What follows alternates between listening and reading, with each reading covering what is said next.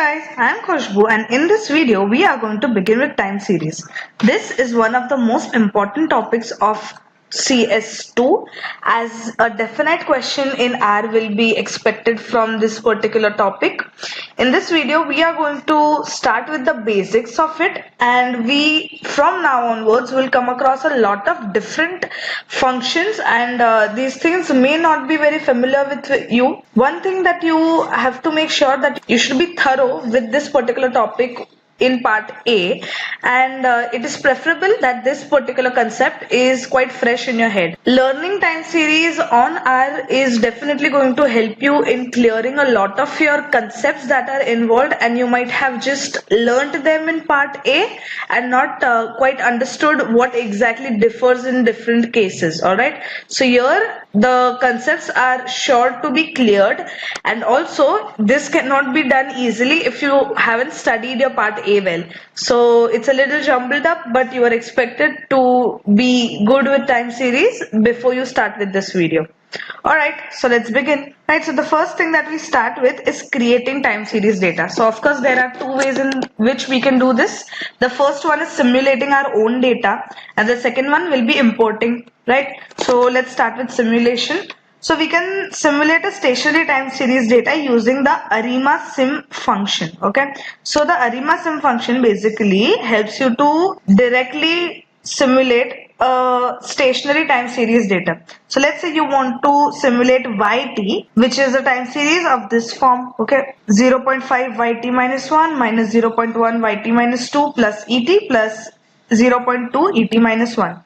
So how will we do that? We are going to type this line of code. We are going to call it YT, of course. We are going to assign the ARIMA sim function where we want 100 observations coming from our ARMA 2,1 time series. So we are going to set n is equal to 100. That is, we want 100 simulations coming out of the ARMA 2,1 time series with these variants. Right, so what do? We use the list argument next, where we are going to make a list of the AR coefficients, and the coefficients will be concatenated with the C function that we know. So for the AR ones, we can see the coefficients are 0.5 and minus 0.1. So these are the exact things that we feed over here. And then the second argument under the list function is MA, right? For the MA part, and the coefficient is 0.2, so we set that up. Okay, and finally standard deviation is 3 over here. That basically means the standard deviation followed by the ET variable is 3. Okay, so what does it come to? N is 100 as the number of observations required. AR is equals to this, that is the coefficients of YT minus 1 and YT minus 2 respectively. Make sure that you do not mess up the order. You have to go in this particular decreasing form of Y. MA is equal to 2 is the coefficient of the white noise term ET minus 1, and standard deviation 3 is the standard deviation, that is sigma, of the white noise terms, that is ET. So we talked about this. So now let's adapt the code above to generate 50 observations of ARMA 1,2 time series WT, where WT has this particular equation. So let's try doing this. The ET terms are IID random variables with mean 0 and variance as 5. Okay, we have to keep this in mind. Let's do it on R. So we have to particularly simulate ARMA 1,2 time series where a fixed coefficient of 10 is there. Right, you can see it over here. You have to add 10 to every simulation that you have. Right, so 0.8 is the AR coefficient, and the MA coefficients are 0.4 and 0.1. So we do the same thing. We set up n is equals to 50 because we want 50 observations coming from this particular time series. We are going to use the list argument over here. Set AR as 0.8, MA as 0.4, 0.1. We know that. Standard deviation is going to be square root of 5 because 5 is the variance. So remember that you don't set up the variance over here, you set up the standard deviation. Okay, and we have used the ARIMA sim function, and the number 10 that has to be added every time needs to be outside this function. So we are going to add 10 to this ARIMA simulated values and call it WT. Let's run this. Okay, so you can see WT is a time series from 1 to 50 where the observations are like this. You can use the head function to see how does this look. Okay, so the first 6 observations are like this. You can completely see what WT looks like. Okay, so here you see different things, like it is a time series. The start is 1, end is 50, and the frequency is 1. We'll come to these all things a little later in the video, but this is how WT looks. Okay, now coming to example 2.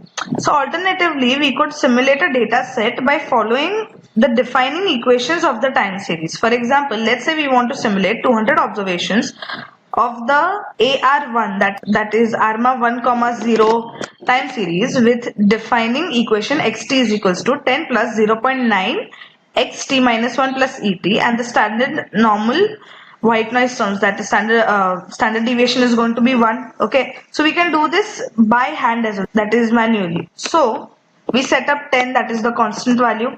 N is 200 because we want to simulate 200 observations, and we set up xt where only a numeric space of size n is created. So here, as you can see, xt right now goes from 1 to 200. It is a series of numbers and all of them is 0.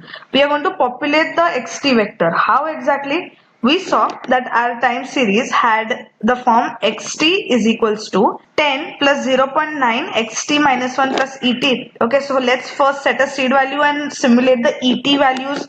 So et values are coming from the standard normal distribution. So we are going to use the rnorm function to generate n observations. So now you can see ET has 200 observations and they come from the standard normal distribution. They are these, right? And we can set up a for loop going from 2 to n. So here basically the first element has to be 0. Okay, from the second element we can start defining it as the ith element of xt is equals to c, that is 10 plus 0.9 xt minus 1. Okay, why do we start from the second element? Because the first element is important, the value of the first element is important. So if we start from the first element itself, we do not have a value that has a 0 value, right? So we have to start it from the second element. We have to let the first element of xt to be 0. That is basically the time series starts with the value of 0 for us. Okay, and et values are taken, that is ith value of et in the ith convolution is taken. Okay, so this is how we set up the for loop, right? Now let's see how does the xt look for us. So you can use the head function and you can see these are the values. So as you can see, the first value is 0 over here. I just said why exactly, and then there are time series values. But if you see over here, it is just a series of numbers. That is basically, it is a vector right now. It is not defined as a time series. So there is a function called TS, standing for time series, where you can change your any vector of data into a time series. So we are going to redefine xt as a time series of xt. Concentrate here, you will see the structure changing. Okay, so when you run this, you can see it is a time series data going from 1 to 200 and the data is like this. Okay, now let's again see how does this look. The data is same, but now it is a time series, and let's plot the xt values now. So when you do that, you can see it is a time series which took time to settle down to its mean. Okay, you saw this, the time series when it started and about till some 30 observations, it took time to settle down to the long term mean that it could have. Okay, so this particular time series can be said to be having a trend till the time 30 is reached or the first 30 observations are recorded. So this can be called as non-stationary in initial stages, and later on it does become stationary. Okay, so this is not a very good option to simulate data, but this is one of them. Okay, now let's come to simulating non-stationary data. So the ARIMA sim function above works well for simulating stationary time series. However, if a non-stationary data set is required, we would need to create this manually. So let's say we want a deterministic trend first, and then we'll go to a stochastic trend. So deterministic trend, to incorporate this, it is easy to create a time series y by adding a stationary time series xt onto a straight line a plus ct. So the formula becomes this: yt is equals to a plus ct, and x is the stationary time series generated by the arguments used under the ARIMA sim function. Okay, so basically we can simulate xt like we did earlier. Just add a plus ct into it and you will get yt over here. We need to interpret the code below, and the values of A and C by defining xt. So basically seed value is there. Okay, we know what a seed value is. N is 50. Xt is defined using the ARIMA-SIM function where the AR value is 0.9 and MA value is minus 0.2, and there are n observations coming out. So there are 50 observations coming out of it. Okay.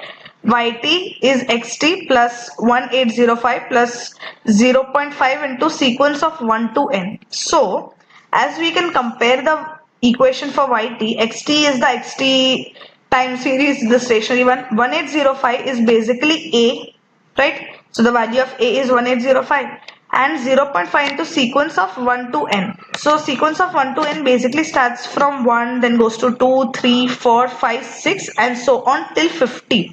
So this basically becomes the t values for us, right? So the value of C becomes 0.5 and it is multiplied by the t values. So C is 0.5 for us and xt has this particular equation, that is 0.9 into xt minus 1 minus 0.2 into et minus 1 plus et. We can see this from the ARIMA-SIM function. Okay, and et are independent and identical random variables distributed using the normal 0,1 distribution, right? Makes sense. Now let's come to the stochastic trend. That was about the deterministic trend. So alternatively, we can create an ARIMA PDQ time series where D is not equal to 0 by incorporating a stochastic trend into the data. So first we will generate a stationary ARMA PQ distribution. Okay, so that is using the ARIMA-SIM function. We have been doing this until now. And you can think of this as the differenced time series xt.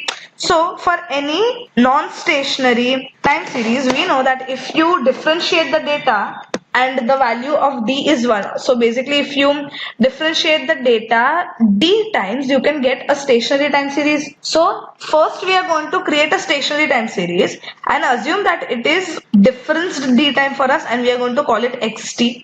Okay, then we'll undifference the data to calculate y such that xt is equals to 1 minus b yt. Makes sense, this is from part A. So basically xt is the differenced yt, right? And we are going to create yt where we are undifferencing the data using the cum-sum function. So cum-sum basically stands for cumulative summation. So if you actually take the differencing in integer valued functions, you can say that finding the change per step is basically differentiating, right? The change in the value of x, if you are differentiating x from time 1 to time 2, is the value of your difference value, right?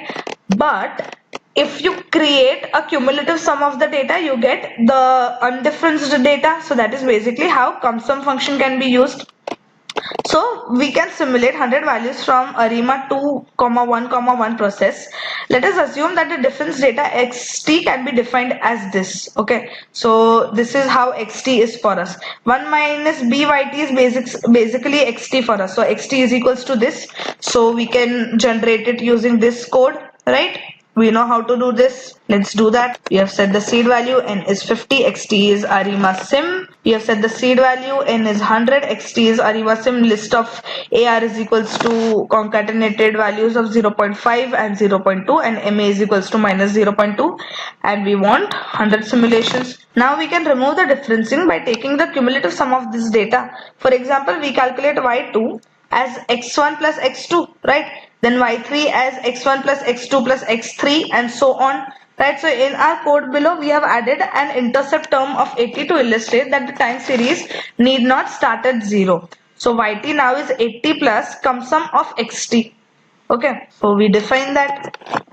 So now as you can see, yt, it is a series of just numbers. So this is basically a vector. We have to change it to a time series. So we use the ts function that we have.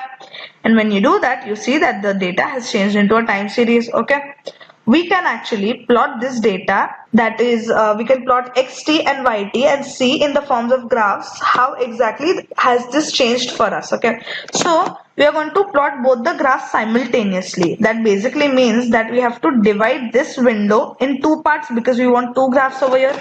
So there is a graphical function called par and the argument we use is mf row, where we set up C as the number of rows comma number of columns. So basically we want to divide this data in 2 rows and 1 column, right? So we are going to have 2 plots like this. 2 of them will be horizontal, one above the other, right? So we can divide the window in this form. We can use the power function, set mf row as the order of the matrix that you want to set that up in, okay? But one important thing is that whenever you do this, this setting is going to be permanent until and unless you redefine it to be something else, okay? So make sure that whenever you do change the graphical settings, you reset it to 1, 1. That is basically you undivide this particular window every single time that you change your data, okay? So that there is no problem while you actually change your forms. So let's set the power function over here. So it is divided our window into 2 parts. We are going to first plot xt data, okay? The main is difference time series and the color has to be red, and then we are going to plot the yt data. The main is arima 2, 1, 1 and the color is blue, okay? And as I said, we have to reset it to 1, 1, so that is what we did. Right, so here you can see the difference data does not have a trend. The mean is approximately 0 over here, right? But in YT, you can see that there is an upward trend in your plot. So there is a trend. So this is basically a non-stationary ARIMA process, because ARIMA and it has to be differenced one time to get a stationary process, okay? And you could argue that 80 could be the mu value for us, but we should remember from part A that the mu value is the mean of the time series only and only if the time series is stationary. So the mu value in the xt data is 0, and that exactly is the mean for us in the difference data. You can see that from here. But in the non-stationary data that we have, our mu value is 80. But in no case you can see that 80 is the mean value. The mean has to be above. Let's see the mean of YT data over here. It is something around 105.2462, right? So it is not 80. So here the mean and the mu value will be different because this is non-stationary data and this is stationary data. Okay. So this was about simulating time series. Now let's come to importing time series. Okay. So first of all, we set up our working directory. xt.csv has to be read into our system. So we are going to call it xt. We are going to use the read table function and import a CSV file. I know it is a CSV file. We should have rather used the read.csv function, but we could use the read table function. I am going to show you something that you need to be careful with. Okay, so let's see how does the data look. So you can see there are commas over here which is not right, and the form of this particular thing doesn't look right. So let's use the argument of sep, that is the separator, as comma, because this is a comma separated valued file.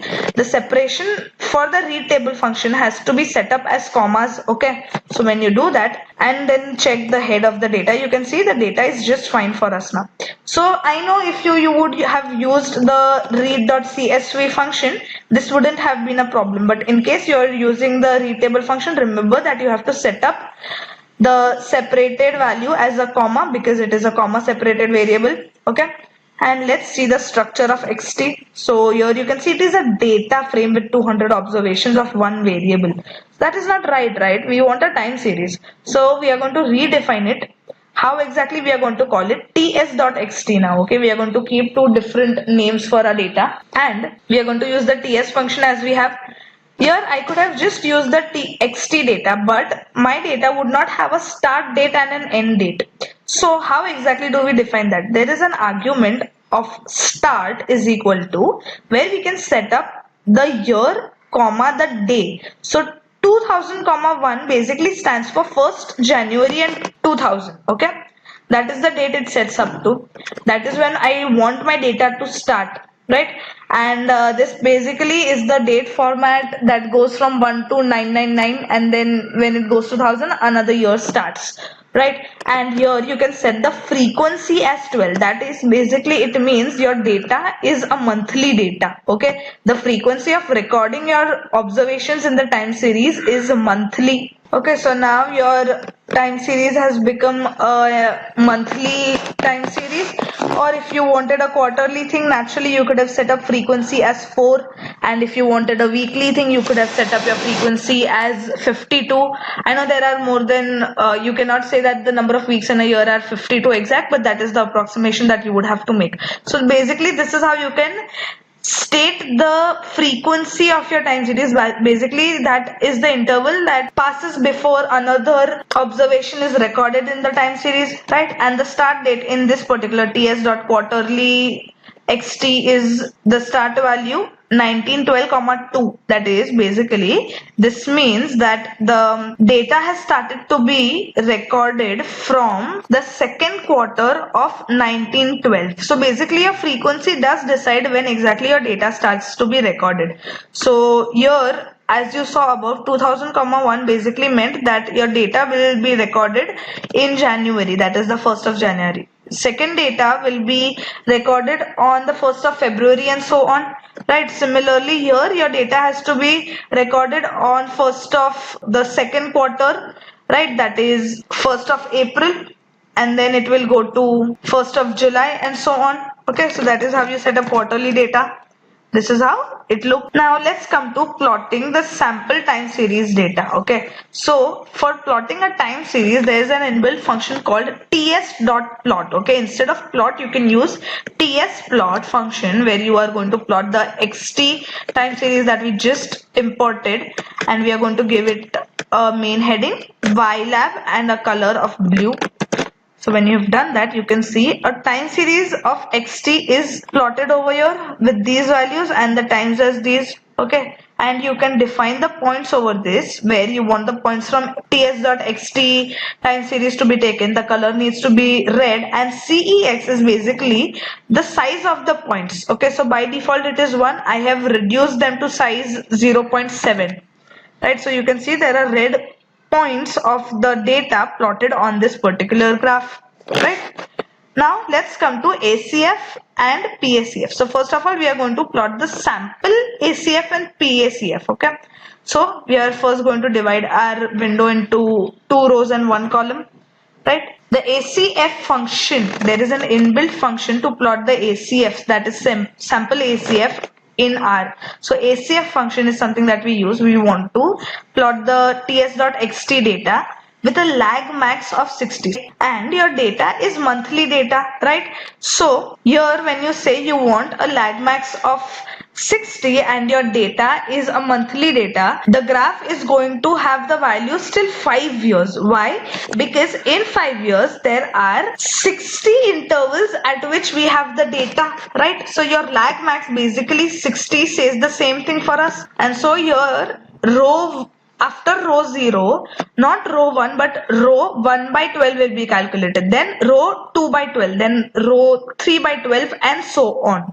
Right, so corresponding to yearly data, after row 0 at time interval of 1 year we would have row 1, but in case of monthly data the ACF after a year would be row 13 by 12, right? So let's plot the ACF using this function. It actually directly plots on your graph. It is not going to give you values first. You can directly plot using the ACF function. The main heading is time series xt, ylab is sample ACF. Okay, so this is here. You can see the data for 5 years has been plotted, and these are the values. You can see how the data is cutting off, and the blue lines that you see over here basically are the 95% confidence intervals for this particular line. Okay, and the PACF also has an inbuilt function called PACF, where you can do the same thing. Lag max is 60 for us, and you have plotted your data. Okay, notice that at 0 we do not have a PACF, so this basically does not have any bar, but from the first time interval everything starts to be plotted till 5 years because lag max was 60. Now let's come to the theoretical ACF and PACF. So the graphs that we saw had the sample autocorrelations or sample partial autocorrelations, right, for the observed data set. These are not the same as theoretical autocorrelations or partial autocorrelations, right? So since the observed data will be distorted due to sampling error, we can actually plot the ACF and PACF which have the theoretical values themselves.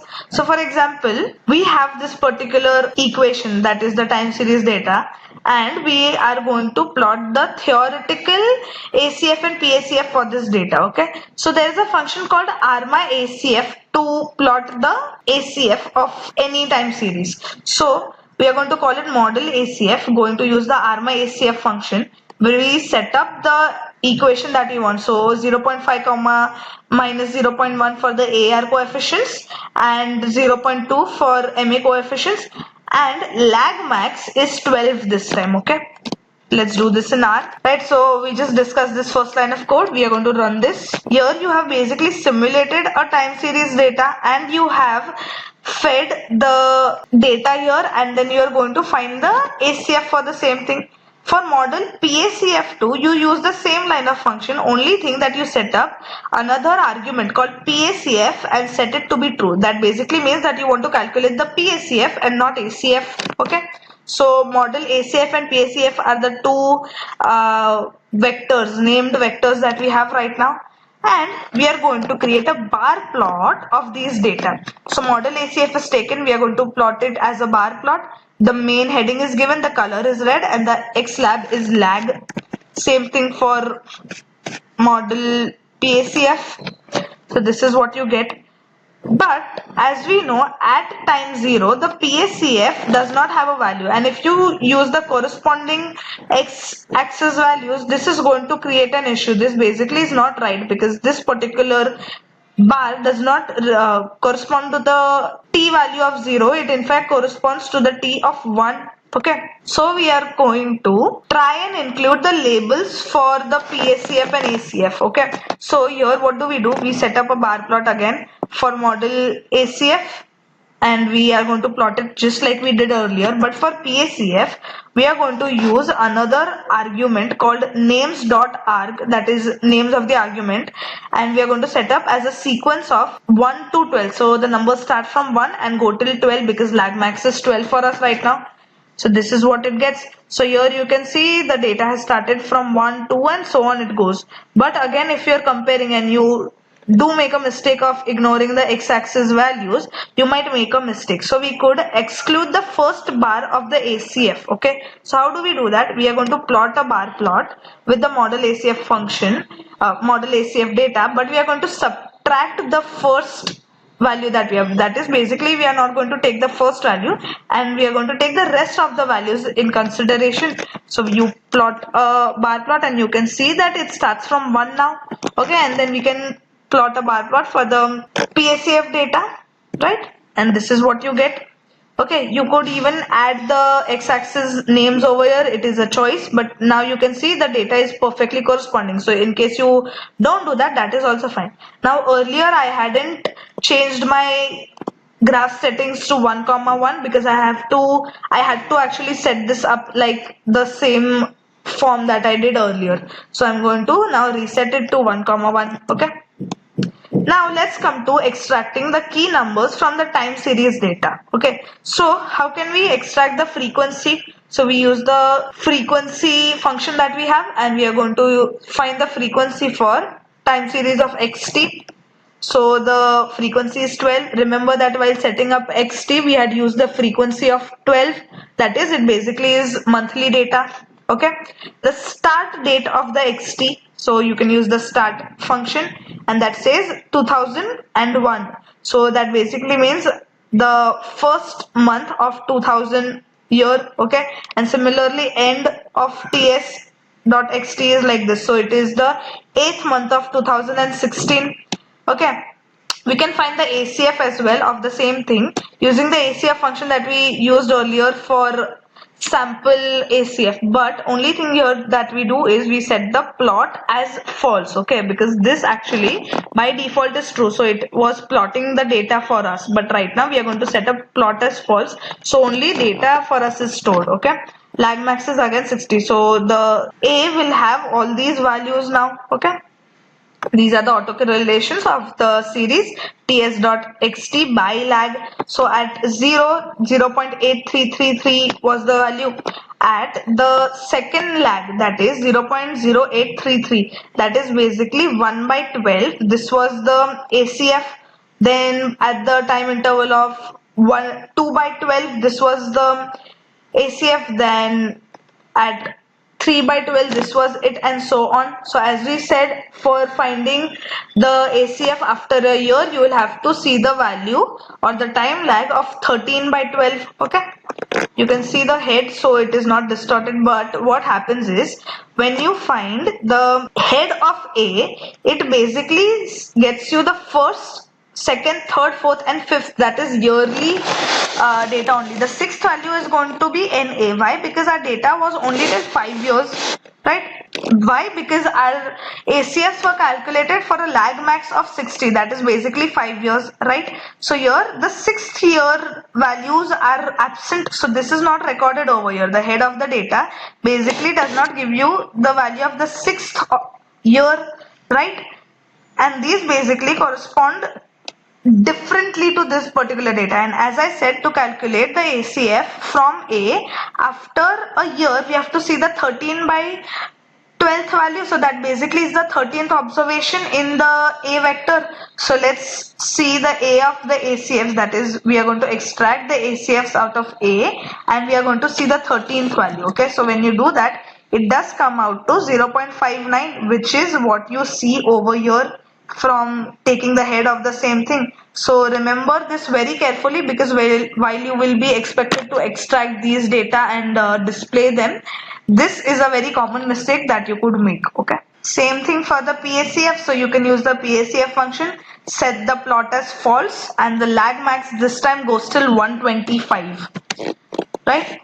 And you can see the p values, they are a lot, and we can say that if you want to get the 120th value, you use p vector where you select the ACF and the 120th value, okay. So this is the function number that you get, right? So this is monthly data, right? And when you say you want to select the 120th observation, this basically corresponds to the PACF after 10 years, okay. So this is the PACF after 10 years. Alright, so this was about the basics of time series. We'll be continuing with the same topic in the coming up videos. Make sure that you go through the PDF files well and you go through the R scripts well, so that you understand all of this nicely. We are going to assume that these things are very clear with you from the next video onwards. Thank you. See you again later.